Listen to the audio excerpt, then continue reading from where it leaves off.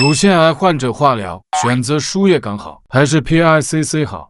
PICC 和输液杆都是两种经过静脉输液的一种装置，各有优点。我们先说经济上来说 ，PICC 这种输液装置的话，它更便宜一点，输液杆更昂贵，但是呢，一分钱一分货。输液杆是我们目前颈内静脉安的最好的一种输液装置，还有几个好处。第一，它埋在这个皮下的，它植入以后就不需要换药了。生活呢更便利，洗澡那些都不影响，我们治疗完了以后都可以把它取掉。但是 PICC 由于它是输液端是暴露在皮肤的外面，它是裸露的，所以它要通过这个临床的敷料包扎，避免这个污染感染血液，所以它的并发症就要多一些。第一，不方便；第二，容易污染；第三，病人携带不方便；第四，一看影响病人美观。所以说我从美容学来讲的话，从这个并发症来讲的话，从这个优越性来讲的话，我认为输液杆更好。但是呢，在治疗的使用方面，两个的功效是差不多的。只是说呢，并发症、出血、感染、生活变异，那个输液杆更好。当然，就一分钱一分货，输液杆肯定更贵一些。